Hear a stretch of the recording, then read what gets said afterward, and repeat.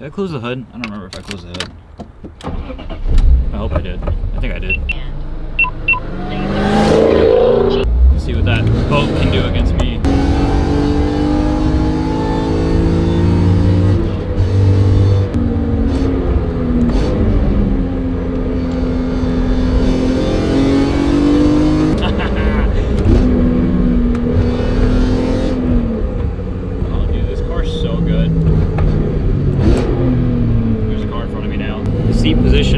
Very low in this car, so I may look like I can't see. I can, it's just I see what I need to see. I don't see all the things I don't need to see, so it's nice. But I'm gonna shut up now and let you guys hear the diff whine. Holy shit.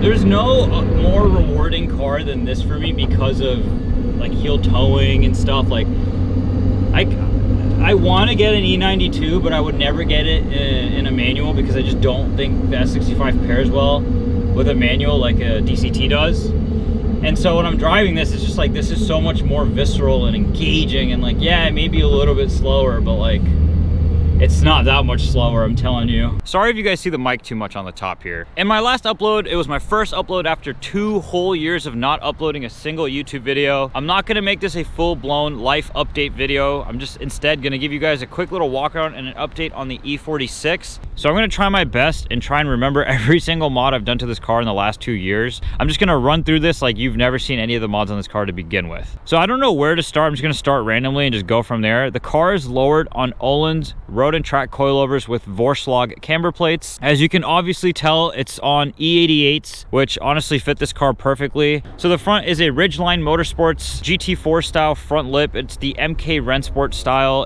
In my opinion, it's the best looking front lip on these cars. It makes the front end look significantly better. It adds that LTW front splitter style look from the E36.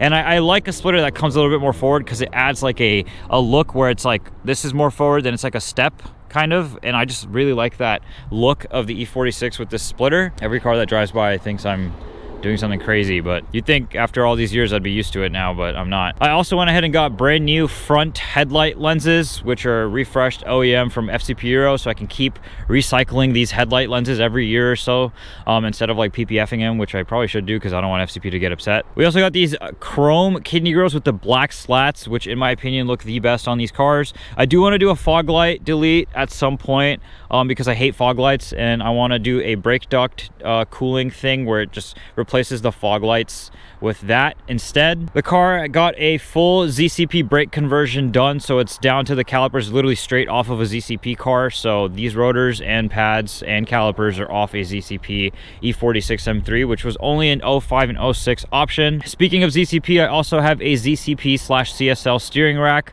which shortens the rack. It's the blue tag rack. For those of you that follow me on Instagram, you probably know I pretty much didn't stop posting there or TikTok. I kind of started posting way more on Instagram and TikTok these past 2 years, 3 years, and I haven't really been posting much on YouTube. So you guys already know I have ambers that I've been rocking on this car for the longest time, for like at least the last year. And I recently just put the clears on with the E88s, which I recently also just put on, which by the way are on Falcon Ascensus RT 615K pluses, which are 200 treadwear tires. They're great. They're pretty sticky. They're doing pretty well. But yeah, I'm rocking clears in the front, clear corners, along with the chrome fender grills, which I think look fantastic. I love how these look so much. I think they look the best on these cars. Moving to the rear, hopefully I didn't forget other things. I'm sure I did. We'll move back to it in a second. We got the clear taillights back on the car, no longer the ambers, which I do have, which I will be switching back back soon here shortly. I do prefer the amber look more than the clear, but the clears do look better in the back. I'm not gonna lie to you. We got an OEM CSL trunk, which you are probably wondering why it looks so good and fits so well. It's because it's OEM. I got a killer deal on this trunk. I want to do all the visual stuff first before I start talking about the internal shit, which is funny because with this car, everything is mostly internal and not anything done externally. It's pretty much a bone stock car aside from the lip and the wheels and the trunk, which is also a factory trunk. But exterior wise, that's pretty much it. That's all I've really done. So I'm not going to talk about the interior just yet, just the exterior that we just finished. Now we're going to move to the engine bay. You guys already seen that I had a CSL Airbox, a Carbonius CSL Airbox with the Carbonius carbon fiber snorkel. I had a upper radiator hose malfunction. Oh my god, I didn't bleed this right, did I? Hopefully that's from when I tried to bleed it. I had a upper radiator hose malfunction, which is why this is all a mess now. I probably should address this at some point and clean it. I normally keep this engine bay extremely clean. I wipe it down consistently because of the Airbox. But as far as the engine bay mods go, that's pretty much all you can really see visually. I do want to get a Mason brace or a DMG brace, which is triangulated, and it triangulates the load, which prevents the strut towers from separating or moving inward, because that is a known issue on these cars. I also do want to move to a map based tune at some point. I have a Castle Performance map sensor, I just don't have it installed. Right now I'm running an Alpha N tune from HTE. Huge shout out HTE. The tune is fantastic, it's amazing. I did go ahead and go the extra mile and run OEM one-time use clamps. In my opinion, that's the only way to run this Airbox. If you have this Airbox, get OEM rubber boots from a pre-LCI car, which I did, bought brand new, which are really expensive for some reason. And then I still rock the one-time use clamps. I just learned how to use them. Once you learn how to use them, you don't run away from them and use worm clamps. In my opinion, this Airbox will look 10 times worse with hose clamps. Please don't use hose clamps or worm clamps, whatever. Now, moving into the interior, I'm sure most of this is new to the channel, but I could be wrong. I have Recaro pole position FIA seats, 2 of them. We also have VAC floor mounts and side brackets. These are the lowest seating floor mounts on the market, I think, potentially. I don't know. The thing I like about these is that they're very thick. I do wish they had higher adjustability where it can go just one click up, but this is the actual highest setting and it is very low. I'm running a Sparco. I don't know what model, 325mm steering wheel. In my opinion, this transformed the steering wheel way more than any other steering wheel did for this car, because I chased the steering being so light and annoying in this car for the longest time. I got the steering rack. I even looked up power steering pump, it's like a stop that prevents as much fluid getting to the pump to make the steering heavier. But I was like, man, that's such a weird hack job thing to do. I didn't want to do that. So what I ended up doing was getting a smaller diameter steering wheel with a recommendation of a friend. I ran a 330 or 350mm steering wheel in my E36, and I never knew what it was like with a stock steering wheel, so I never knew like how it felt. I didn't know that I was actually having great steering feel from the beginning. But every time I drove this car, I was reminiscing about the steering feel of the E36, and now that I have this literally fixed it and changed this whole car. It feels so much better. It feels heavier. I like feeling the steering in my arms, not in my wrists. When a steering feel is light, you feel it more in your wrists, and I don't like that. It makes me very uncomfortable. I like feeling it in my arms, and I like feeling the car in my back, which is why I don't have sliders, which is why we're solid mounted to the chassis. You can shake the seat and the whole car will move and the whole car will shake. And then I also have a Euro center console, which I'm not rocking right now because I have the rear section of the carpet out because of this half cage, which is a Gosling Racing half cage. It's not fully bolted in yet, because for it to be not just for looks but to be functional, you have to have boxes welded, which I'm not rocking right now. I need to get that done with Alex, the guy who I'm doing the drift car with, if you guys don't remember. But as far as the front section of the car, that's pretty much it. This head unit, I don't know which one it is. It came with the car. It's trash. I hate it and it barely works. So anything that happened with this car that I did not post much about at all on YouTube was my subframe literally was cracked and destroyed. I drove the car aggressively, I guess. I don't know what happened, but my floor was literally falling, and I found out new things about the E46 that I didn't even know was a thing. I always thought the subframe reinforcement was just a matter of slapping plates, welding it, and calling it a day, but it literally is not. It's so much more than that. I can talk more about that if you guys want in another video, but I'm not going to be doing that in this one. The cool thing about this cage is that it goes to the shock towers. It doesn't just go to the wheel well area that most cages do. This is a really top of the line bolt-in cage, in my opinion. All the ones in America that are sold are honestly trash. This cage also comes with a brace that triangulates the load for the rear 2 subframe mounts, which are here and here, which would make it even more more of a functional cage. This is not factory. This is something I installed to get the rear floor situated properly and bulletproofed, which is a Vince bar. It's an internal way of reinforcing the subframe from the top side, which is another thing which I will not talk too much about because I can go on and on and on about it, and I don't want to do that to you guys. But those of you that are watching this that do know, that means that I also have the front gusset cups welded and installed as well. So all 4 subframe mounts from the bottom side are reinforced,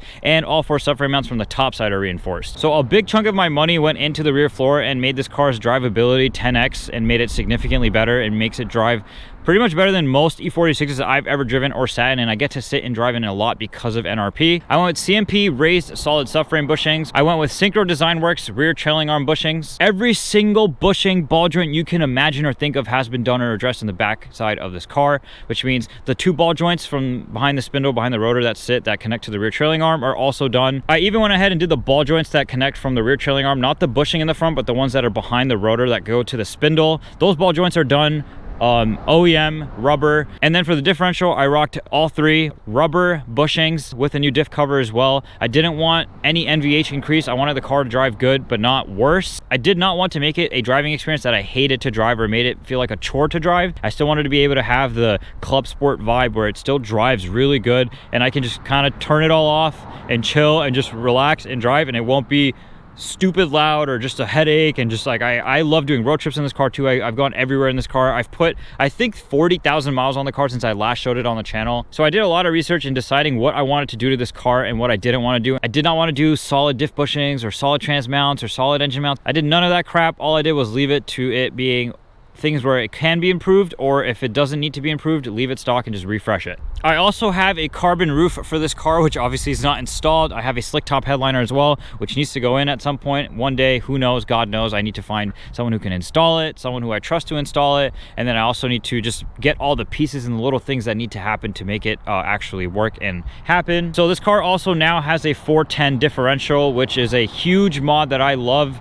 It's probably my favorite right after the Airbox. Those 2 mods literally fight each other for first place for me. I absolutely love and adore the 4.10 diff because it also is an aggressive ring and pinion, which causes it to whine. While having a seat delete, all you hear is the diff whine after 80 miles an hour, and it's not loud and obnoxious. It's not annoying. It's perfect. It's right in that speed and rev range where you're always driving, and then once you pass 80, it kind of chills out and it isn't as loud. Because of course the road noise is getting louder and other things are getting louder, but literally, it's amazing. I'll give you guys some sound clips of that as well. So as far as exhaust goes, I have Megan Racing catless headers, AR20 rasp reducer, which God knows if that even still is a rasp reducer, because when this car was spitting flames, it spat out a lot of muffler and resonator things out of the exhaust tips. So it's probably not even a rasp reducer anymore. It's probably just a resonator that's not resonating. And then I have a stock section 3. Everything is mostly stock except for the headers. And why is that, if you wonder? It's because not only do I actually like the rasp to an extent, because it's the signature E46 M3 sound, I spent good money on this Airbox, so I want to hear it, and I love hearing it. Hopefully one day I can get a video of it mic'd up so I can show you guys how it sounds literally directly from it. But I like hearing the Airbox, so I don't want to hear anything else. And the way to make an E46 M3 louder is by turning up the good and turning down the bad. The bad, let's face it, the S54 exhaust note isn't that great. I don't mind it. I think it's good, but I can see why people don't like it. So it's kind of like, all right, I just like it. It's not terrible. So I keep it down. Most people hate it. And I turn up what I love, which is the induction sound. So I do that with the Airbox, and I went ahead and also took out this silhouette that's normally here that also helps hear the Airbox more. I know that may sound like placebo, but it literally did make a difference. I put it back on once. It literally does make a difference. I can't believe how much of a difference it actually made. So if you guys do have an Airbox, go ahead and take that down. It's all just a bunch of clips with Phillips heads, and it should come right off. And you will see how good it sounds. It sounds a lot louder, and it's cool if you have a stock exhaust. Another thing that I did notice that I do love to do with this car is put the rear seats back in and just listen to straight Airbox sounds, because once the rear seats are back in, you do not hear the exhaust at all. You hear a lot more rasp with the rear seats out, and you hear a lot more diff whine with the rear seats out. You hear a lot more stuff with the rear seats out, but having it all back in, every now and then when I do that, I love hearing the Airbox because it's so loud and it sounds so good. And in my opinion, it's one of the best sounding BMW noises ever, and it does reminisce of the McLaren F1. Every video I've ever seen of a McLaren F1, it sounds very similar to this. So this is the closest thing you can get to the sound of a McLaren F1. And of course, an S65 with a carbon plenum also sounds amazing. Another mod I totally forgot to mention is this oval mirror that I got rebuilt from my friend Henel in Atlanta. He is known for rebuilding these. It redims again. It's perfectly refreshed and new and good to go. So it looks amazing, it looks brand new, and I love the oval mirror because my car had BMW assist, which comes with the rectangular mirror. So mostly pre-LCI cars and some LCI cars come with this because a lot of people optioned out for the BMW assist. I think this is the best looking mirror. It's reminiscent not only of the E39 M5, but also for me the E46 M3, and also it matches the side view mirrors. It's kind of like a vibe of this car. So I love this a lot, and it's one of my favorite things that I've done to it because I look at it so often. Now that the walk around is done, that's pretty much it. That's all I can think of. I'm sure I'm forgetting a couple things, but they're not big enough to even bother trying to sit here and remember.